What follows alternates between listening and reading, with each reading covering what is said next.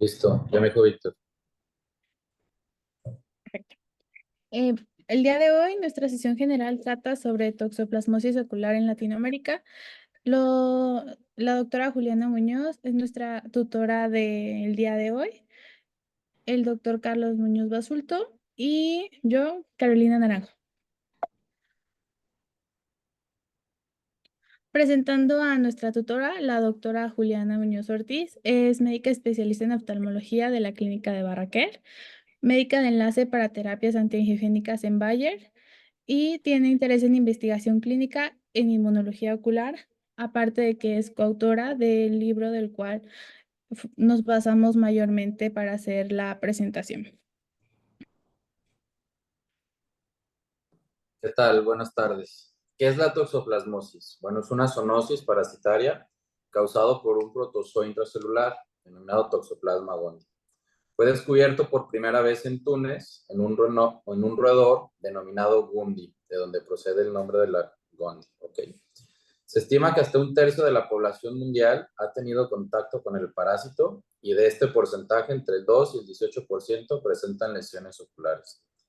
Aparte del compromiso ocular, la infección puede ser congénita o adquirida y puede afectar al feto o bebé en formación cuando se adquiere durante el embarazo. Además de esto, puede afectar a pacientes tanto inmunocompetentes como inmunosuprimidos. Bueno, es un parásito unicelular con un núcleo bien definido que se clasifica como protozoario. Y este necesita estar obligatoriamente dentro de una célula huésped para poder sobrevivir y para poder reproducirse. Bueno, los animales de la familia de los felinos son su huésped definitivo y los humanos y animales de sangre caliente son su huésped intermediario. Se denominan más bien se clasifican en diferentes cepas, ya sea típicas o atípicas. La cepa número 1 es virulenta, la 2 es avirulenta y la 3 es una combinación de ambas. La cepa número 2 es más común en América del Norte, Asia y Europa y equivale entre el 10 y el 30%. La cepa 1, 3 y atípicas son más predominantes en América del Sur y África, entre el 20 y el 80% de las toxoplasmosis. La incidencia en la población sudamericana se ha calculado en 3 nuevos episodios por cada 100,000 habitantes por año, comparado con nuevos episodios en Gran Bretaña, que vienen siendo el 0.4 por cada 100,000 habitantes.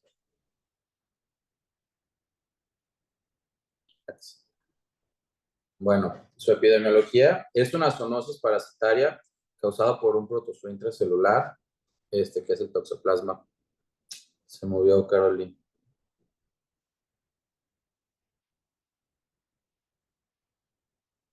¿La que sigue?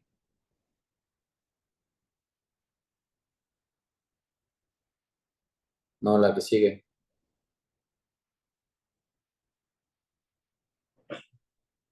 Caray. Bueno, no, sí, la de las banderas, por favor. Bueno, aquí tenemos un mapa que nos comenta, pues ahora sí que la prevalencia de la toxoplasmosis. Las banderas señalan la prevalencia de la toxoplasmosis ocular en respectivos países. Brasil es el país con mayor prevalencia, reportada con un 18%, seguido por Colombia con un 10.5%. Por otro lado, en la gama de colores se representa la prevalencia de la toxoplasmosis en estudios mundiales de uveitis, siendo el color rojo el tono que tiene mayor prevalencia, como es el caso de Colombia y Brasil.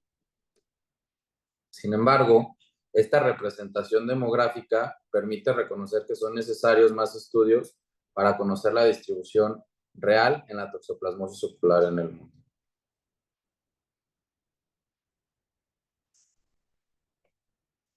Ok, su incidencia varía dependiendo de la zona geográfica.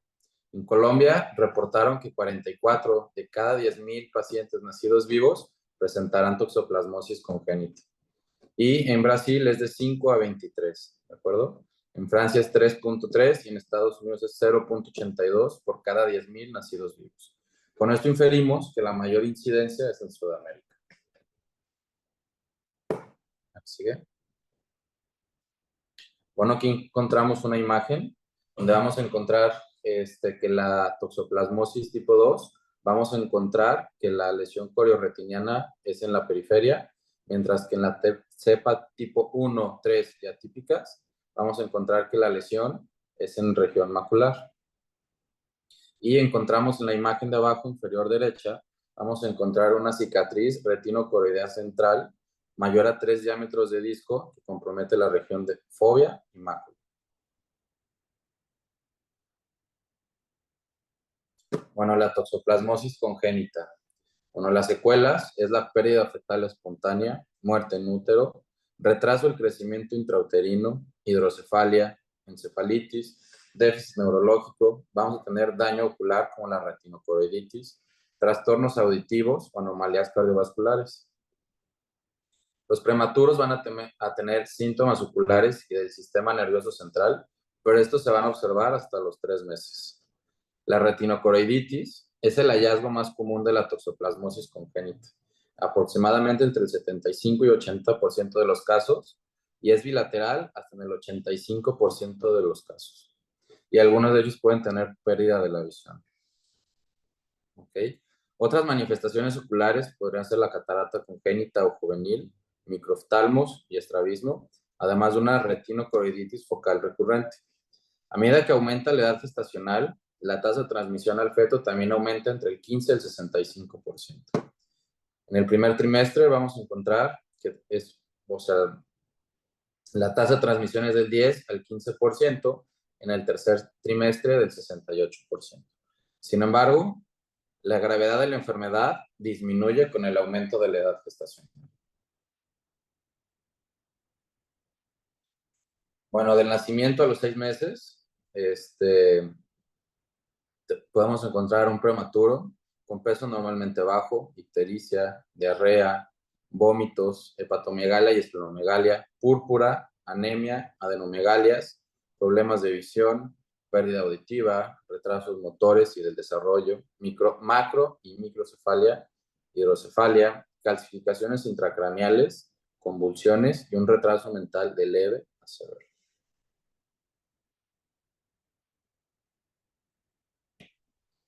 Bueno, las fases, vamos a presentar una fase sexual y una fase asexual. La sexual ocurre únicamente en el intestino de los gatos, los que forman los oquistes. Bueno, ¿qué son los oquistes? Son excretados en heces, son muy infecciosos y soportan el medio ambiente. ¿Ok? Y los huéspedes intermediarios es donde se lleva a cabo el ciclo sexual. ¿De acuerdo? Bueno, el Toxoplasma gondii puede encontrarse de manera de taquizoitos activos, los cuales se multiplican rápidamente o como bradizoitos latentes en los quistes tisulares, y estos son potencialmente infecciosos y son muy difíciles de erradicar por el sistema inmunológico y por los mismos fármacos. Bueno, los estados en los que puede encontrarse el parásito son quistes, taquizoitos y bradizoitos. Y existen otras formas de infección como alimentos o aguas contaminados por oquistes y carnes mal cocidas infectadas por quistes tisulares. Serían los bradizoitos. Bueno, los factores de riesgo para tener una toxoplasmosis, para contraer una toxoplasmosis es el embarazo, alimentos contaminados, agua contaminada y carne mal cocida. Bueno, la prevención. Los quistes de Toxoplasma gondii son resistentes a la congelación y a temperaturas moderadamente altas. Es resistente desde menos 21 grados centígrados a 55 grados centígrados y pueden sobrevivir durante años en el suelo y el agua. Muy importante que cuando vayamos a hervir agua, que sea por más de 10 minutos. Ahorita les vamos a dejar unos tips. Bueno, los oquistes son muy resistentes, como les había dicho, y pueden sobrevivir en ambientes extremos. Por esto, para ingerir agua y alimentos, se recomienda tomar agua que haya sido hervida por lo menos 10 minutos o con filtros adecuados, no comer carnes mal cocidas, no ingerir leche o productos no pasteurizados, hay que lavar, pelar o cocinar las frutas y vegetales. Y muy importante para las embarazadas o en pacientes inmunosuprimidos, no hay que cambiar la arenera de los gatos, no comer alimentos mal cocidos Y en dado caso que tengamos que hacer algo en jardinería, hay que usar guantes y también cubrebocas. Y a las mascotas hay que mantener a los animales dentro de la casa y darles alimentos procesados y agua tratada. Hay que cambiar la arenera diariamente y lavar la caja con detergentes y agua caliente. Bueno, las manifestaciones de la toxoplasmosis. Cuando tenemos una lesión corioretiniana en la periferia, el paciente únicamente va a referir miodesopsias. Cuando las lesiones son en polo posterior o se extiende el vítreo, el paciente presentará disminución de la visión borrosa y miodesopsias. Cuando la lesión es macular, es posible que el paciente presente pérdida permanente de la visión de detalles y colores, así como compromiso en el campo visual central. Y cuando tenemos esta afección en el segmento anterior, va a haber dolor ocular, enrojecimiento ocular y fotofobia. Sigue. Bueno, otras manifestaciones es una retinocoroiditis con una zona de necrosis focal, usualmente cerca de una lesión antigua. Como vemos en la imagen inferior izquierda, vemos ahí que hay flare y hay células, ¿de acuerdo? Sigue. Bueno, en la imagen de la izquierda vemos una cicatriz antigua y presencia de vasculitis. En la imagen de la derecha encontramos una lesión pigmentada que nos dice que la lesión está activa. Muy importante recordar que siempre vamos a ver una lesión pigmentada, o sea, o antigua, y a un lado vamos a tener, o muy cerca, vamos a tener la imagen de la lesión retinocoroidea activa, ¿de acuerdo? Bueno, aquí vemos una lesión retinocoroidea primaria activa y una lesión retinocoroidea recurrente, ¿de acuerdo? La imagen de la izquierda sería la primaria activa y vemos un fondo de ojo que muestra una lesión blanca amarillenta primaria activa que afecta a la mácula con un tamaño poco menor a un diámetro de disco, con edema retiniano, sin presencia de cicatriz retinocoroidea previa, o sea, una cicatriz antigua, y con una leve turbidez vítrea, ¿ok?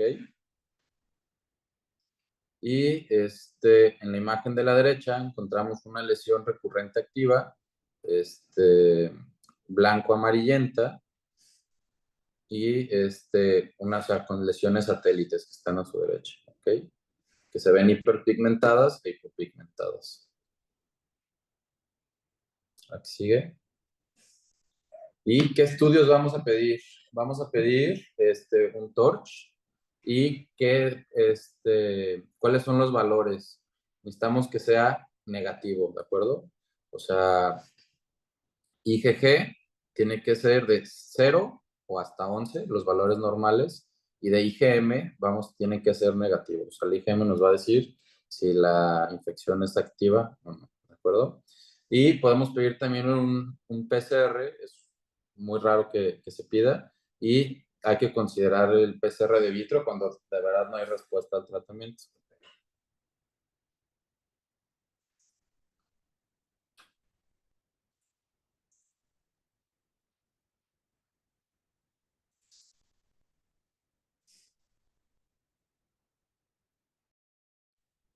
Bueno, ya pasando a las recurrencias, podemos pensar que hay recurrencias con los factores de riesgos como es el uso de esteroides sistémicos o también una inyección subconjuntival de esteroide. Como se va a ver, podemos tener retinitis o retinocoroiditis en el borde de la cicatriz y como había comentado el doctor Carlos en la imagen antigua, se puede ver una lesión satélite activa de color amarillo. En cuanto a la coinfección, podemos encontrar que toxoplasmosis puede vivir con otros parásitos o virus como el VIH. Cuando se prevalece con el VIH, va a presentar síntomas de sistema nervioso central como cefalea, somnolencia, puede presentar retinocoroiditis, tiene una prevalencia del 35.8% y se sospecha cuando los CD4 están menor de 200. También se puede acompañar con lepra y es un factor de riesgo para presentar lepra lepromatosa. También puede presentarse toxocara con toxoplasmosis, que tiene una prevalencia del 9.5%, y aquí vamos a sospechar cuando hay convivencias con perros y gatos. Y también en personas embarazadas puede coexistir con malaria en un 17.7%. Los factores de riesgo para tener esta infección es tener una edad avanzada y pacientes inmunosuprimidos. Y aquí tenemos una foto de los tipos de uveitis. Toxoplasmosis puede generar todos los tipos de uveitis, pero primordialmente va a generar uveitis posterior o una panuveitis. Recordando que la uveitis anterior va a afectar al iris, el cuerpo ciliar, y también se le puede conocer como iritis. La uveitis intermedia va a afectar principalmente al vitrio. La posterior afecta coroides, retina, y también se le puede conocer como chororetinitis, y la panuveitis va a afectar todas las estructuras de la uvea. Empezando con un poco de tratamiento, hablando de cómo podemos erradicar el parásito, aún no se ha encontrado una manera eficaz para poder erradicar el parásito. Lo que tenemos es el tratamiento en el episodio agudo, pero ¿cómo podemos determinar que un medicamento es ideal para erradicar al parásito? Es que va a atacar a la cepa específica que está afectando al paciente, va a atravesar la pared del quiste, va a ser un parasiticida tanto en bradizoitos como en taquizoitos y va a tener pocos efectos adversos. Empezando con el tratamiento de primera línea, la primera línea va a ser pirimetamina con sulfadiazina o pirimetamina con sulfadoxina. Esta se puede administrar junto con un corticoide como la prednisolona 48 horas después.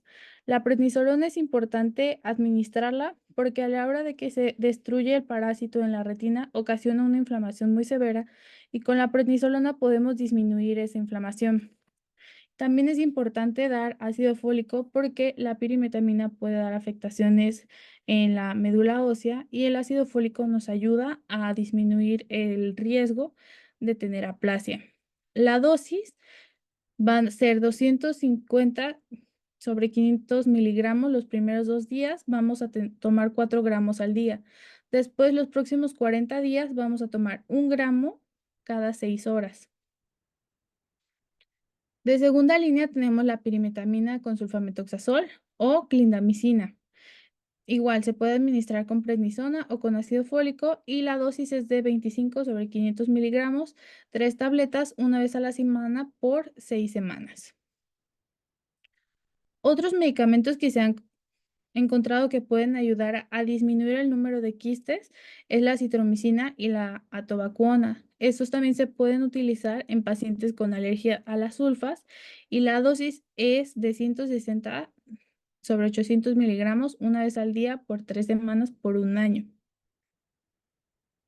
En cuanto a los avances en el tratamiento, se ha encontrado este nuevo medicamento que es la tetrahidroxiquinolona, JAK21, que la novedad de este medicamento es que puede erradicar al parásito por completo, porque va a eliminarlo en su forma de taquizoidito, bradizoidito y también lo más importante es que va a eliminar a los enquistados, algo que los otros medicamentos no lo han logrado hacer, pero aún se mantiene en investigación porque todavía tiene muchos efectos adversos.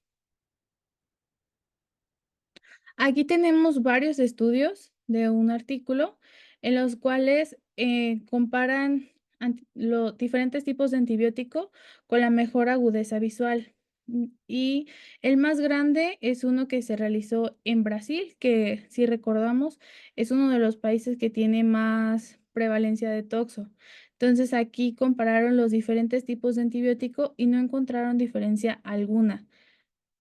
Lo que sí pueden hacer los antibióticos en cuanto a la toxoplasmosis es que pueden disminuir el tiempo en el cual van a mejorar la visión los pacientes, pero no van a eliminar por completo el parásito. Como profilaxis podemos utilizar Trimetoprim con sulfamethoxazón. Esto se puede utilizar en pacientes con lesiones cerca de la fobia o que tengan un polimorfismo en el gen interferón gamma, pacientes con bajo nivel socioeconómico y que tengan una recurrencia frecuente. Cuando hablamos de recurrencia frecuente, cuando tienen un episodio, al menos un episodio por año por 2 años. La dosis de la profilaxis va a ser de 160 sobre 800 miligramos una vez al día por 3 semanas por un año. Y aparte se puede agregar oligómeros de arginina porque estos ayudan a que el medicamento pueda penetrar los quistes y así disminuir la cantidad de quistes que tenemos en el cuerpo. En embarazo, dependiendo de la etapa en la que se encuentre el embarazo, si tiene más de 18 semanas de gestación, sí podemos utilizar trimetoprim con sulfamethoxazol, pero si no queremos atacar directamente al parásito y solamente atacar el ojo, se pueden poner inyecciones intravítreas de clindamicina con dexametasona. Los estudios dicen que no hay una diferencia significativa con la terapia sistémica. Esto es solamente si la paciente presenta alteraciones oculares. En caso de que la paciente tenga un IgM positivo y tenga manifestaciones sistémicas, ya se tiene que dar trimetoprim con sulfamethoxazol y se puede coadyuvar con las inyecciones intravítreas. ¿Cuándo vamos a utilizar los corticosteroides? Cuando tengamos una lesión cerca del disco óptico, una lesión cerca de la mácula, cuando hay una alteración maculopapilar o cuando se combina con clindamicina para las inyecciones intravítreas. Aquí tenemos una tabla con los medicamentos según si es inmunocompetente o inmunosuprimido. En México y también a lo que leí en Colombia, no se utiliza el de primera línea porque aquí en México no tenemos pirimetamina y también es más accesible el trimetoprim con sulfamethoxazol. Entonces, en pacientes inmunocompetentes podemos utilizar 80 miligramos de trimetoprim con 400 miligramos de sulfamethoxazol cada 12 horas por 6 semanas. Y en pacientes con un CD4 menores de 200, que recordando que CD4 menor de 200 es mayor riesgo para tener toxoplasma ocular, se utiliza 160 miligramos de trimetoprim con 800 miligramos de sulfamethoxazol cada 3 días o 160 sobre 800 miligramos durante 20 meses. También importante la dosis de ácido fólico. Esta no es la dosis como la que se da en embarazadas. Aquí se pueden utilizar tabletas de hasta 15 miligramos. Se puede dar de 3 a 5 miligramos 3 veces a la semana, o sea, hace cada 72 horas, y se continúa una semana después de que se da la última dosis de pirimetamina. O la otra opción para los pacientes que no toleran la vía oral o no, o se les olvida tomarlo, se pueden poner 3 miligramos intramusculares 2 veces a la semana. Y en inmunosuprimidos, ahí sí se tiene que dar 15 miligramos por día. La dosis de dexametasona con clindamicina se va a preparar una ámpula de 600 miligramos en 4 mililitros. Se coloca en una jeringa 1 miligramo más la ampolleta de clindamicina y es una inyección intraocular cada 15 días en un mes. Recordar que la clindamicina puede ser un poco tóxica para el ojo, para la retina, entonces hay que tener cuidado y estar valorando siempre al paciente después de las inyecciones. Y posterior a la enfermedad, tener toxoplasmosis ocular, no solamente tengo la lesión corioretiniana y ya, los pacientes tienen una disminución en su agudeza visual y según los estudios, un 38% presentan síntomas de ansiedad de moderados a severos y 19% puede caer en depresión. Aparte de esto, el riesgo de tener toxoplasmosis en el embarazo puede aumentar el riesgo de que el bebé o la mamá puedan padecer en un futuro esquizofrenia. Entonces, también es un factor de riesgo importante para enfermedades psiquiátricas. Y actualmente se está estudiando una vacuna que se llama Toxovax, que es una vacuna viva atenuada que previene abortos e infecciones en ovejas. Es la cepa S48, que es virulenta en ratones y genera oquistes. Entonces, la vacuna ataca esta cepa en específico y se está viendo la manera de poder reutilizar en un futuro en adultos. Y de nuestra parte sería todo. No sé si la doctora quiere agregar algo y preguntas de los compañeros. Muchas gracias, Caro y doctor Carlos, por la presentación y por haberme invitado. La verdad es que es un tema que a nosotros en Colombia nos gusta muchísimo. Nosotros tenemos prevalencias muy altas en nuestros pacientes de esta patología y la verdad el estudio de la patología es muy interesante. De pronto, como voy a agregar algunas cositas pequeñitas para que sepan pues de toda la investigación que nosotros hemos llevado a cabo en cabeza de la doctora Alejandra de la Torre, que es nuestra experta mundial en toxoplasmosis y con quien escribimos este libro, en donde pues en verdad no es una patología solo interesante porque nos llegan en gran número estos pacientes, sino porque tiene una historia también muy interesante y que ha llevado a grandes avances en la ciencia. Uno de esos es que cuando hablábamos inicialmente de las cepas, como tú lo dijiste muy bien, nosotros tenemos más o menos cuatro tipos de cepas, la uno, la 2, la 3 y las atípicas. Y cuando hace muchos años los franceses vinieron a un congreso de infectología acá en Colombia y se les mostraron unos casos de pacientes, estaban en la sesión de parasitología, de pacientes infectados con toxoplasmosis y se les mostraban las imágenes de unas retinocoroiditis que ustedes también, yo sé que las tienen en México, que se llevan la mácula por completo, súper inflamatorias. Y ellos decían, no, es que ustedes están diagnosticando mal. Entonces acá como así que estamos diagnosticando, eso no es toxo, las toxos no son así. Y nosotros como así que eso no es toxo, o sea, eso es una toxoplasmosis para nosotros. Y ellos no, las toxoplasmosis son chiquiticas allá en la periferia, generan un poquito de vitreitis y ya. Entonces nosotros decíamos, no, es que eso acá no se da de esa forma, acá el parásito se come la retina.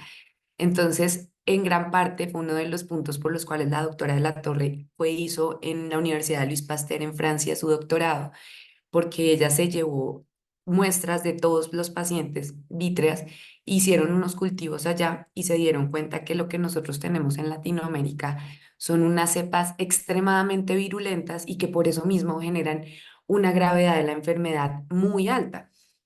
Literalmente van y se comen la mácula y pues dejan a nuestros pacientes ciegos. Entonces ellos no lo podían creer porque decían, son muy distintas a la que nosotros tenemos acá. Y fue cuando se empezaron a hacer todos los estudios filogenéticos de la cepa y pues se llegó a una conclusión que nunca creímos que iba a suceder y es que parece que el ancestro común de este parásito nació en el Amazonas colombiano. Y por eso, pues ustedes saben que todo, pues con Perú, que compartimos, y Brasil, gran parte del Amazonas, pues somos países que tenemos una prevalencia altísima de de este parásito. Entonces, pues esto también ha generado impacto en la historia de lo que ha sucedido, de cómo ha migrado este parásito a través de los países y cómo en Europa llegó a ser una cepa, pero con una virulencia menor.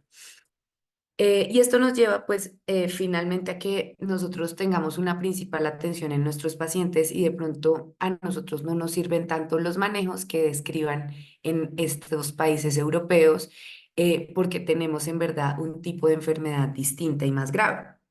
Un ejemplo, y también pues lastimosamente por el contexto de violencia que nosotros teníamos en Colombia hace mucho tiempo, se evaluaban a los militares que teníamos contra guerrilla en la selva y se les evaluaba cómo estaba la serología de ellos en comparación con militares ciudadanos. Y definitivamente el 80% de los militares selváticos tenían inmunoglobulina G positiva, es decir, habían tenido contacto con el parásito. Y entonces eso demuestra, pues nosotros tenemos muchísima población rural, muchísima población en zonas de alta temperatura que hacen que haya mayor número de felinos que contaminan las fuentes hídricas a través pues, de los ooquistes que botan en sus heces y finalmente las poblaciones que llegan a tomar el agua de esas fuentes hídricas como lo son ríos, pues terminan estando contaminados y hay brotes gigantescos de toxoplasmosis en poblaciones alejadas. Entonces nos toca desde el punto de salud pública tener mucha atención con esas poblaciones que pues en Latinoamérica creo que compartimos esa realidad social tan importante. Em, Quería hacer un poquito de hincapié en que durante mucho tiempo y también porque nosotros recibimos mucha literatura europea, se pensaba en la toxoplasmosis como toxoplasmosis embarazo o toxoplasmosis paciente inmunosuprimido. Pero a pesar de que en ellos la enfermedad puede ser de mayor gravedad, es un porcentaje pequeñito de la prevalencia de la enfermedad. La mayoría de nuestros pacientes son inmunocompetentes, somos nosotros que no tenemos ningún tipo de enfermedad. Y es porque la enfermedad en realidad eh, tiene un tema de manipulación del sistema inmune, sobre todo de citoquinas, que entra muy fácil en pacientes inmunocompetentes. También otro mito que siempre hemos tenido, que los pobres gaticos, que si usted está embarazada, saque al gato de la casa, que bótelo, que no sé qué, eso no debe funcionar de esa forma, porque ya se ha determinado que definitivamente casi el 80% de nuestras contaminaciones son por alimentos y fuentes hídricas, por el agua. Entonces el gatico no tiene la culpa y sobre todo si es un gato doméstico. Los gatos domésticos después de los 6 meses de nacimiento, ellos normalmente están desparasitados porque los que se tienen en casa los desparasitan. Y estos gaticos no vuelven a tener contacto con roedores porque son gaticos que no salen de las casas. Entonces, en realidad es muy raro que se pueda contraer el parásito de estos gatos domésticos. ¿De quién de pronto sí puede ser más frecuente? De ese gatico que tenemos en casa de campo y sale y caza y vuelve y entra a la casa, y pues las heces las recogemos. Ese es un gatico que de pronto sí tiene más riesgo. Pero si es un gato doméstico de ciudad, es muy poco probable que ese paciente que llegue con toxoplasmosis y tenga un gato lo haya adquirido de su gato doméstico. Entonces tenemos también que ser conscientes porque las recomendaciones que a veces podemos dar pueden ser muy aceleradas y pues puede que la mascota no tenga nada que ver en el ciclo de la infección del paciente. Y pues precisamente para eso generamos todas esas recomendaciones en las que tenemos que tener en cuenta cómo hervir el agua. A veces nosotros, para que estamos, no sé, de paseo y nos vamos a un sitio y pues no queremos el agua del acueducto y la ponemos a hervir, apenas suelta el hervor, listo, ya hirvió el agua, apáguenla. Descubrimos que ahí no le pasaba todavía nada al parásito. Había que dejarlo 10 minutos soltando hervor. Entonces uno lo tapa para que pues no se evapore y después de esos 10 minutos ya la probabilidad es muy baja de que el parásito resista a eso. Entonces son pequeños tips que nos pueden ayudar mucho con nuestros pacientes, que las embarazadas traten de no ser las que limpien la arenera del gato, que siempre lavemos muy bien las verduras. Hay algo que nos pasó muy chistoso acá en Colombia y trajimos a muchos expertos mundiales en toxo y los llevamos al Quindío, que es una de las zonas donde más hay toxoplasmosis. Y entonces les dijimos, les llevamos botellones de agua para lavarse los dientes. Entonces ellos nos decían, claro, nosotros nunca pensamos, y bueno, puede que no tomemos agua que no sea embotellada, que no comamos carne cruda, pero pues tú te cepillas los dientes con agua del lavamanos y eso es agua del acueducto. Entonces, cosas así tan pequeñas pues pueden funcionar mucho en zonas que tienen un alto nivel de pues parásitos a nivel de los acueductos y de las comidas. Y pues son pequeños tips que les podemos dar a nuestros pacientes y que en verdad pueden ayudarles muchísimo.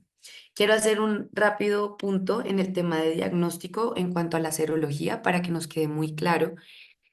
Y es que, ¿qué nos funciona y qué sirve para nuestros pacientes que tengan IgGs positivas? Porque recuerden que una IgG positiva quiere decir que él tiene memoria inmunológica en contra del parásito. Es decir, él ya tuvo contacto con el parásito y sabe cómo atacarlo, porque ya lo identifica.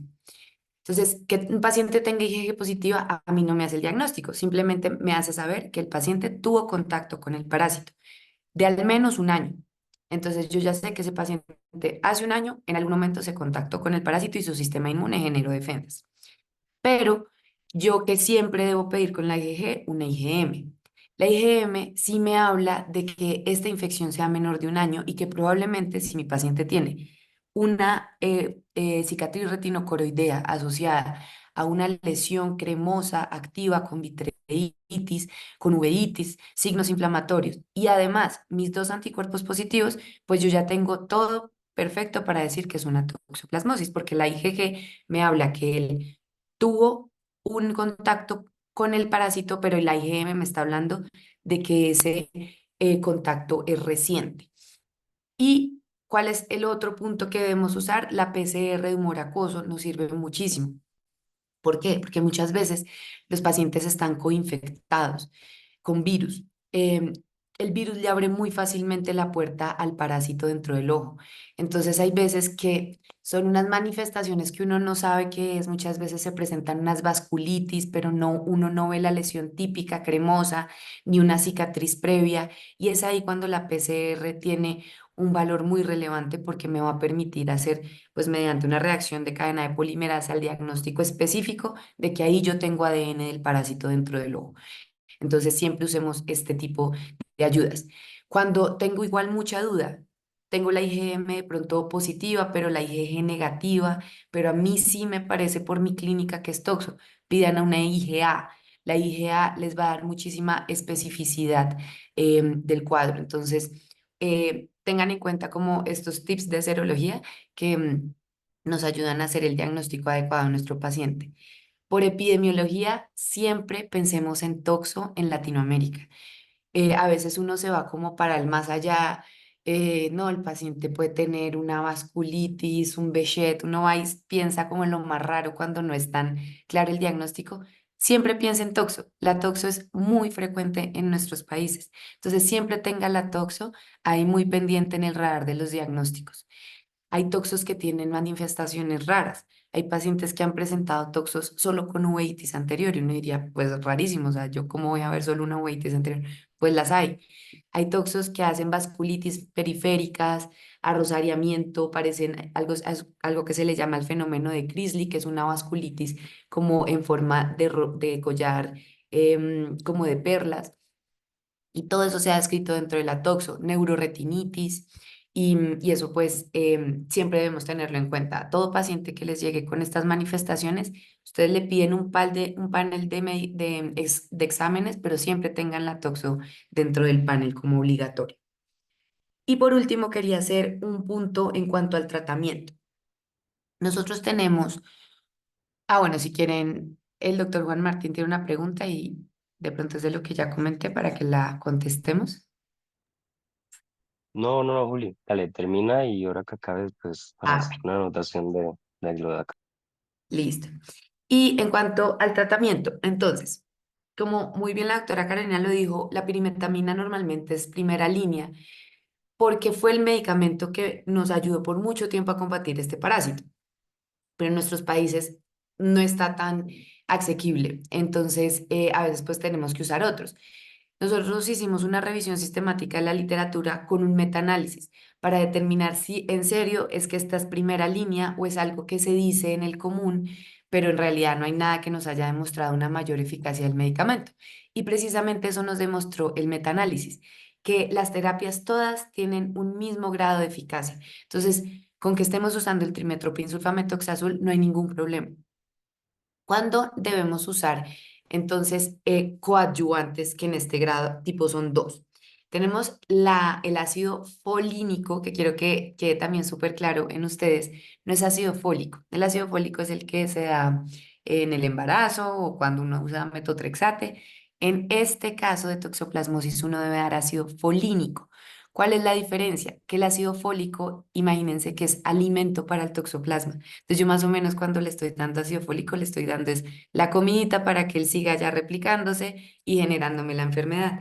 Entonces se hicieron unos estudios que demostraron que lo que ayuda cuando uso pirimetamina es el folínico.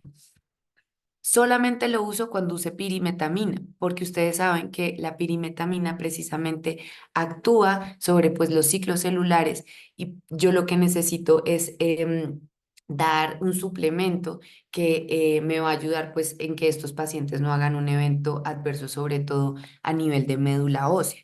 Entonces, solamente la pirimetamina va acompañada del ácido folínico. Los otros, clindamicina, trimetoprim, acitromicina, no necesitan de ácido folínico.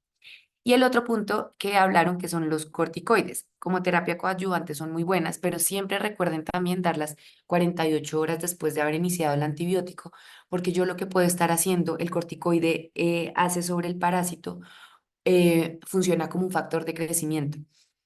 Entonces también recuerden que yo necesito tener primero una carga de antibiótico, haber bajado la replicación del parásito y ya sí después puedo dar el corticoide. No los puedo dar al tiempo porque puede empeorar al paciente. Otro punto muy importante, cumplir las 6 semanas. Yo sé que es mucho tiempo, pero en verdad es lo que ha demostrado que hace que los pacientes tengan menores recidivas a largo plazo. Entonces, siempre tratemos de evaluar a estos pacientes por 6 semanas con el tratamiento. Igualmente recuerden que estos medicamentos pueden tener riesgo de hepatotoxicidad, de toxicidad de médula ósea. Entonces, pues que sean pacientes que los tengamos de cerca, estémoslos revisando al menos cada 2 semanas, veamos cómo va la evolución en el ojo y también que sistémicamente no vayan a tener ningún pues hallazgo que nos haga parar la terapia. Y por último, la profilaxis. Esto es muy bueno, sobre todo en pacientes que han tenido recurrencias, más de 2 recurrencias en un año. Entonces, si ustedes tienen ese paciente que me hizo toxo y a los 3 meses me volvió otra vez y luego a los 6 meses otra vez, es un paciente que está teniendo una alta replicación del parásito. Entonces, puede verse beneficiado de la profilaxis. Solamente hay que darle trimethoprim sulfamethoxazol 3 veces por semana por al menos un año. Y recuerden seguirlos con enzimas hepáticas para que veamos que no hay riesgo de hepatotoxicidad en esos pacientes. Esos eran como algunos pequeños puntos. Ah, bueno, un último punto, las embarazadas. Nunca tomen, o sea, yo con las embarazadas tengo como un cuidado específico y es que cualquier cosa que le pase al feto puede ser culpa de absolutamente todo. Entonces ustedes, no sé, le dan una lágrima artificial y el niño sale con un problema, no, que eso fue las gotas que le dieron en el embarazo. Entonces, yo la verdad les tengo mucho miedo al manejo de las embarazadas. Y siempre, si hay una paciente con toxo ocular embarazada, la primera línea de manejo es manejo intraocular, es decir, clindadexa intravítrea. Pero si, por ejemplo, es una paciente que yo necesito darle tratamiento sistémico porque no responde, solo lo puedo dar después de las 18 semanas, pero pregúntenle al ginecólogo primero, que ustedes tengan una respuesta con una interconsulta de su ginecólogo diciéndole que le pueden dar a esa paciente una terapia sistémica de pirimetamina. ¿Por qué? Porque pirimetamina, menos de los al menos antes del primer trimestre de embarazo, pues obviamente es súper teratogénico. Entonces, cualquier cosa que le suceda al feto, pues tenemos que tener mucho cuidado. Entonces, acá siempre, siempre, siempre, primero díganle al ginecólogo que autorice la terapia que ustedes le van a brindar a la paciente embarazada. Y ya, eso era, digamos que unos puntos adicionales que quería darles. No sé si tienen alguna pregunta o algún comentario.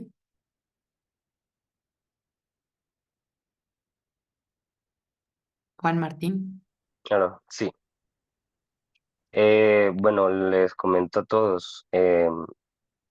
Julia, estás en una charla que pues prácticamente todos son residentes y pues residentes acá de servicio en Guadalajara. Acá hay un contexto, bueno, hay varios contextos que cambian a lo que nosotros conocemos en Colombia. Yo sabía y estaba seguro y le dije a Carol y a Carlos que pues mm, tendrían demasiado plus en que tú fueras la tutora, porque a pesar de ser tan joven, pues yo sé la experiencia que tienes y estás escribiendo un libro de la mano de una persona que tiene un doctorado específico en este tema, no es cualquier cosa. Y pues además estás muy joven, entonces cualquiera de las 53 personas aquí, pues tengan toda la confianza de comentarle y preguntarle todas las cosas a Juliana. Acá hay varios contextos y es obviamente cómo cambia la patología, tú misma lo estabas diciendo. México es pues la tierra de la retinopatía diabética y una cosa que he notado pues en el año y medio que llevo acá es que acá identificamos por ejemplo los hemovitrios de todos los colores y sabores. O sea, prácticamente falta ver el hemovitrio para decir que lleva un mes, 6 meses, un año, y si uno abre una consulta en una esquina y atiende 20 pacientes en el día, la cantidad de hemovitrios que uno ve acá comparado con lo que uno ve en Colombia es brutalmente diferente.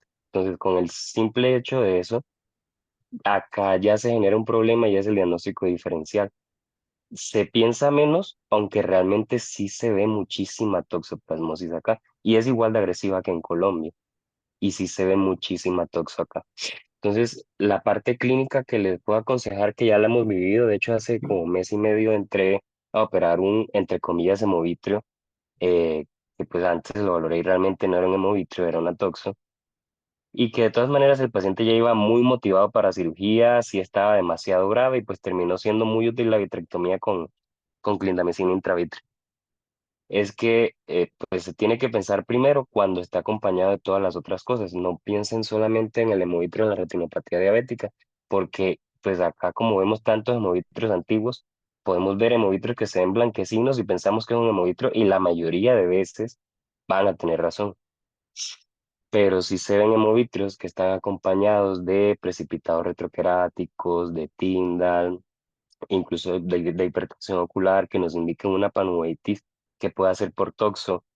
A veces vemos las lesiones tipo faro en la niebla que las comparamos y pensamos que pues, sencillamente es un grumo de hemovitrio sin, que ya perdió el grupo E y realmente si es una toxo, siempre que tengan todas las otras cosas acompañadas de los signos de una panuvitis, lo que les digo siempre es iniciar manejo para toxo mientras le piden los estudios. Es lo que hacemos en Colombia y la prevalencia acá, aunque es menor, no es baja. Entonces es lo que se suele hacer. Aparte pues de la típica prednisolona y atropina en colirios, hay que iniciar manejo para toxo hasta que no tenga resultados de los estudios.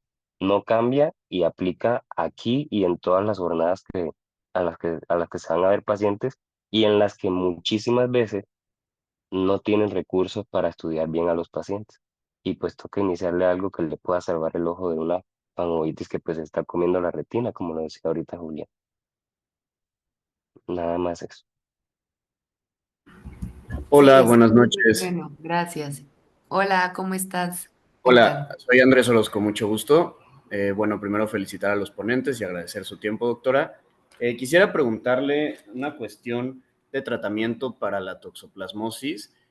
Hace tiempo, pues, se fotocoagulaba las lesiones, ¿no? Se fotocoagulaba las lesiones, pues, primero por una cuestión inicial terapéutica y después tengo entendido que la indicación era para disminuir el riesgo de una tracción por la adherencia vitreoretiniana que se hacía por la misma cicatriz, una vez ya hecha cicatriz.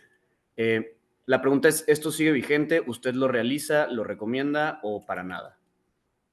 Bueno, no, digamos que esto durante mucho tiempo se utilizó y sobre todo pues porque no teníamos tanto conocimiento sobre la terapia sistémica. El problema de la fotocoagulación es que en la retina nosotros tenemos al parásito en quistes, enquistado, y esos quistes tienen millones de parásitos adentro. Y lo que hacía la fotocoagulación era que rompía esos quistes y la respuesta inflamatoria posterior, porque el sistema inmune del ojo, ustedes saben que el ojo tiene un sistema inmune completamente distinto al resto del cuerpo, podía llegar a ser peor y hasta generar, digamos que hubieran siembras del parásito en otros espacios del ojo.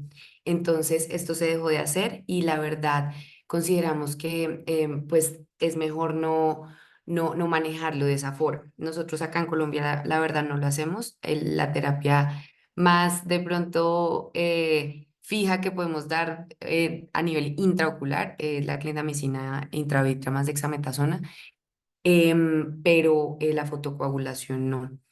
Es importante también que sepan que el parásito, aunque nosotros vemos la cicatriz, que parece como decimos que es un signo de una quemadura por cigarrillo, porque así es como parece que fueran las cicatrices de toxo, ya el parásito no está ni siquiera ahí. Ya ahí ni siquiera hay retina en donde él pueda estar, porque ahí nosotros ya estamos es viendo la esclera.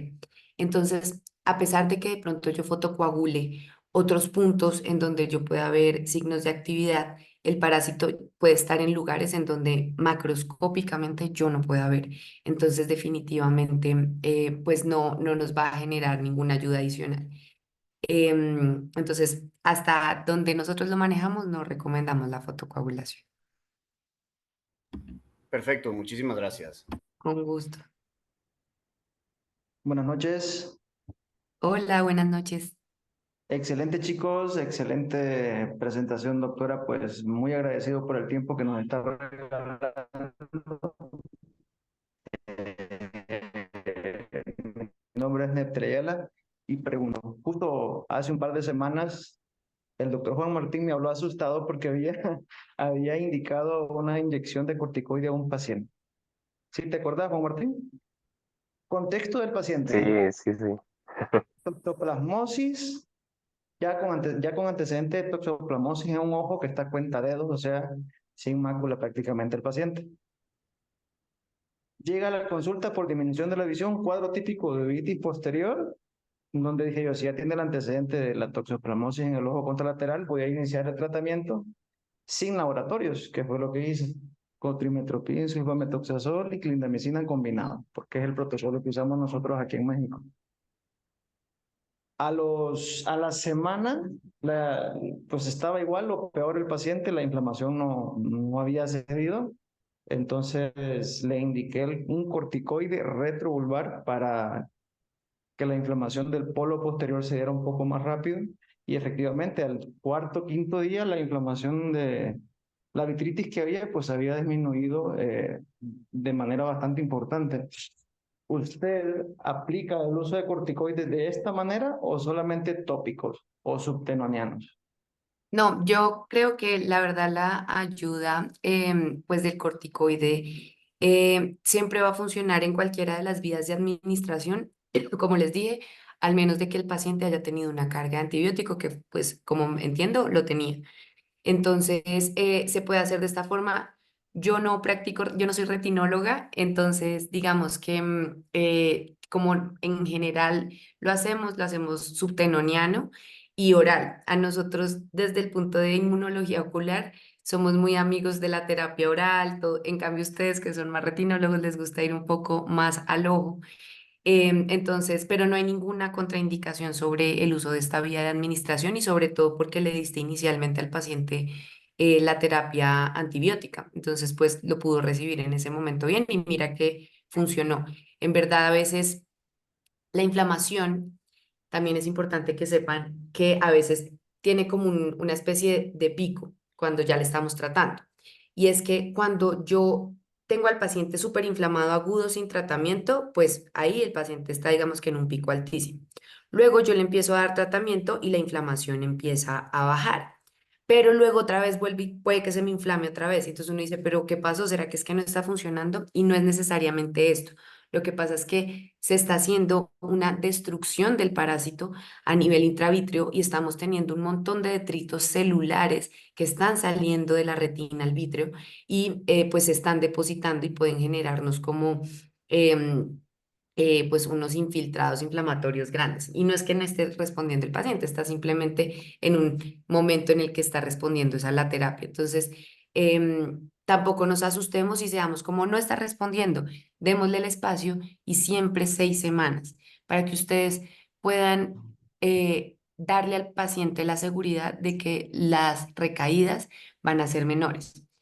Hubo un tiempo que no se trataban las toxos, no sé si ustedes sabían, pero las toxos son autolimitadas y si tú al paciente no le das nada, a él no le pasa nada. O sea, finalmente el sistema inmune en algún momento controla la toxo. ¿Cuál es el problema? Que en ese tiempo en el que se demoró controlándolo, se comió más área de retina. Entonces, yo tengo un paciente con un mayor riesgo de pérdida visual y en áreas que pues pueden ser críticas para mí, una mácula, una papilomacular.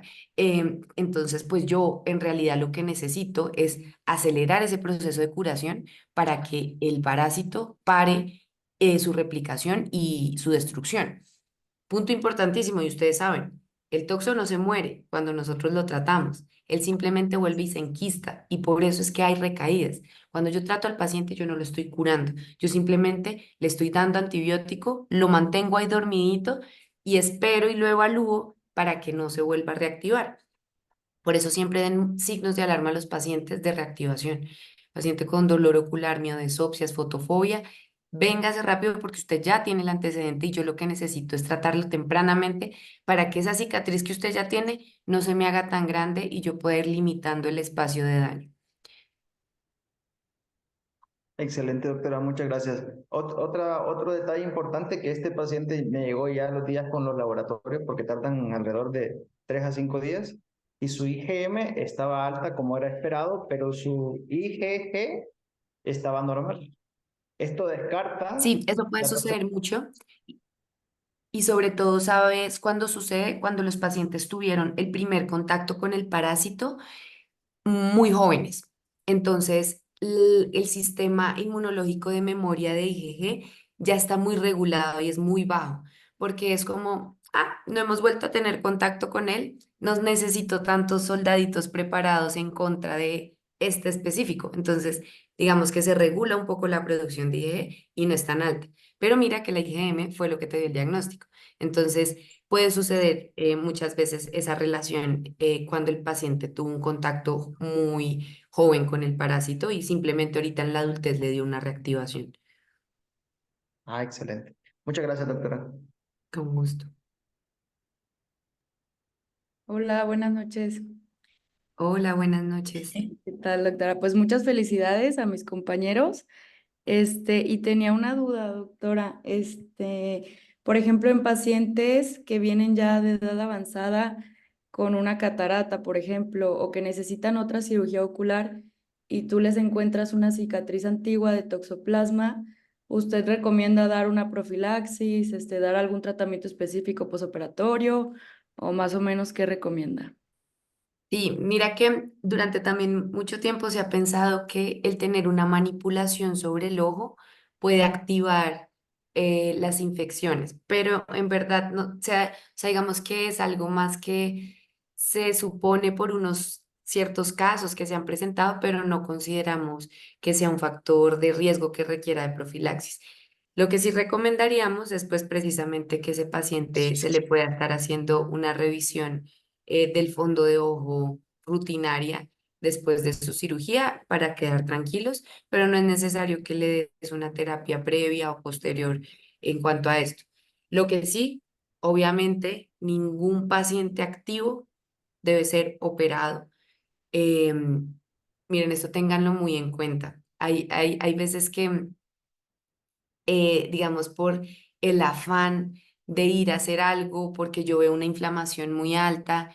Hay muchas personas que se lanzan mucho, pues, que hacer vitrectomías, que pues así saco el vitro infectado, bueno, digamos que unas presunciones que hay que tenerle mucho cuidado y este sí puede ser el error más grande que podemos cometer. Paciente activo, hay que desactivarlo para poderlo tocar y al menos debe estar 3 meses inactivo para que yo lo pueda intervenir intraocularmente.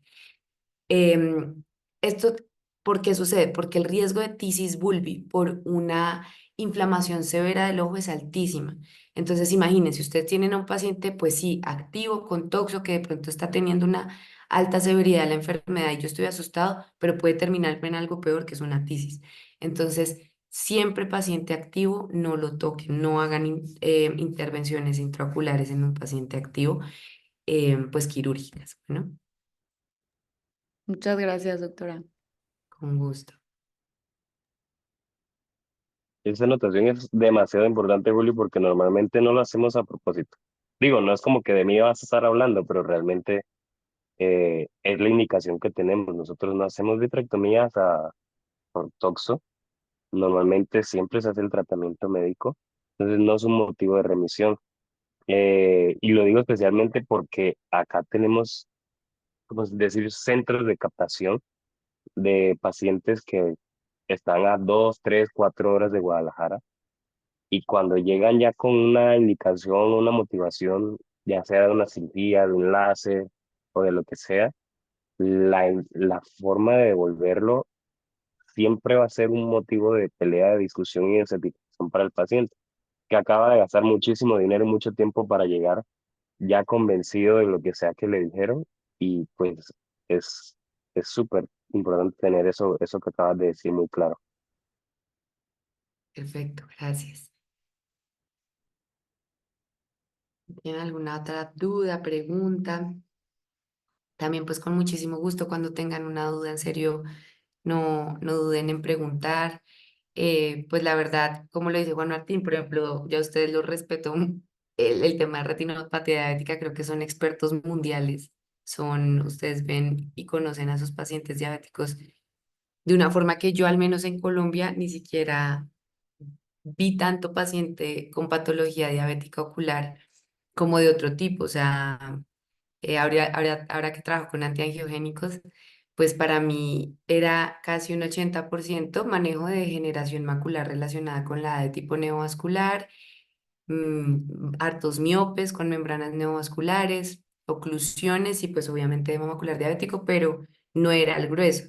Entonces, pues yo sé que ustedes tienen una experiencia impresionante en esta patología y pues utilicen nuestra experiencia en enfermedades infecciosas tropicales para lo que necesiten, cuando tengan alguna duda, que a nosotros pues nos llegan casos súper raros en los que uno a veces es como, ¿qué será? ¿Será esto? Lo otro, y con gusto pues podemos siempre darnos una mano. Muchas gracias, doctora. Con mucho gusto. Hola Bueno, creo que... doctora, buenas noches. Hola, buenas noches. Hola, primero que nada, felicidades a mis compañeros, excelente clase y muy buen tema. Y igual, muchas gracias doctora por estar aquí con nosotros. Yo tengo dos preguntas y bueno, me salieron justo porque ahorita tenemos una paciente embarazada con al parecer toxoplasmosis, una uveitis posterior por toxoplasma. Entonces de aquí me salen dos dudas. La primera, ahorita la verdad, yo me encuentro, rotamos fuera en Guatemala y es una zona totalmente donde la prevalencia de toxoplasma es altísima, ¿no?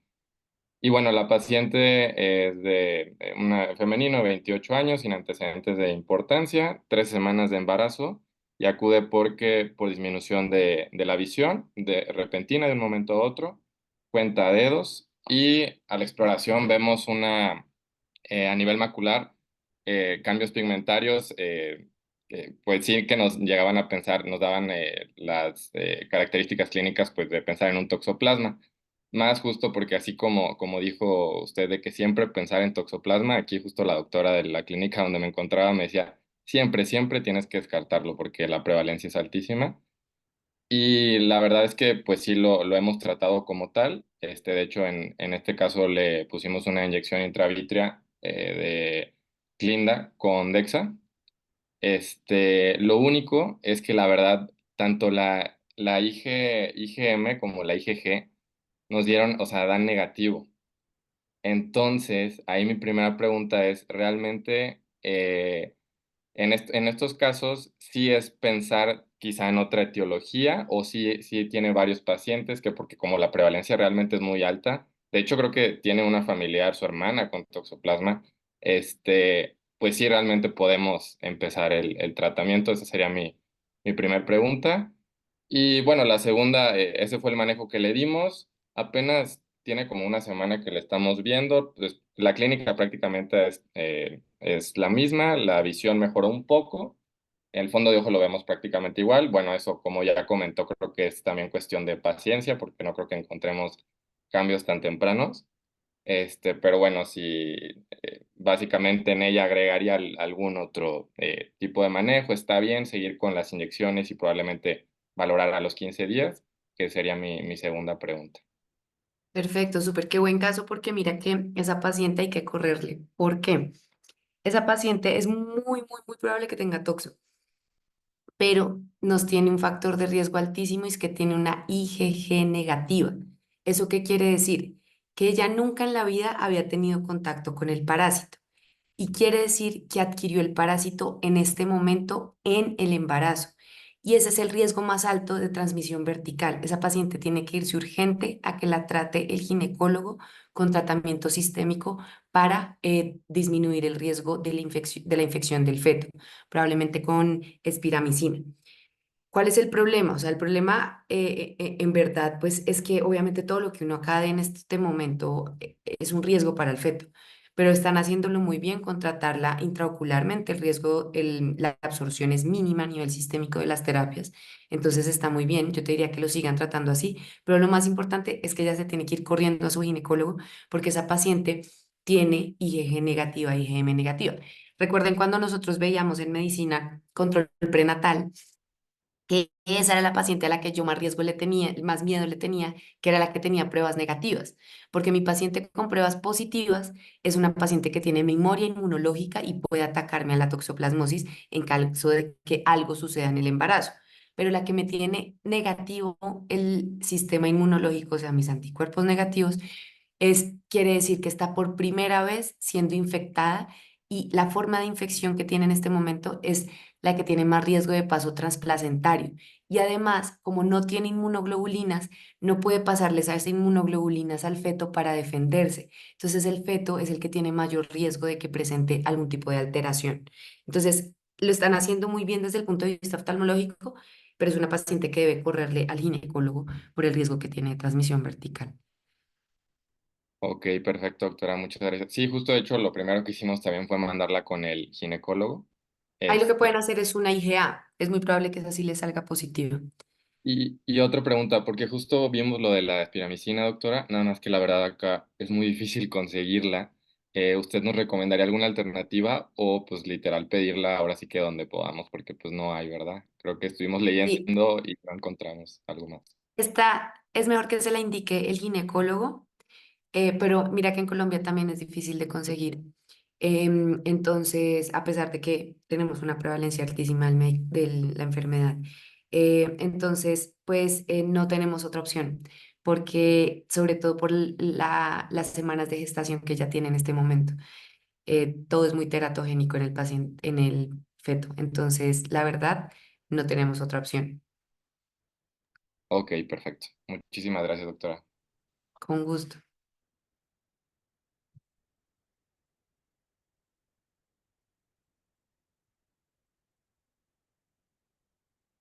Bueno, creo que no hay más preguntas o comentarios.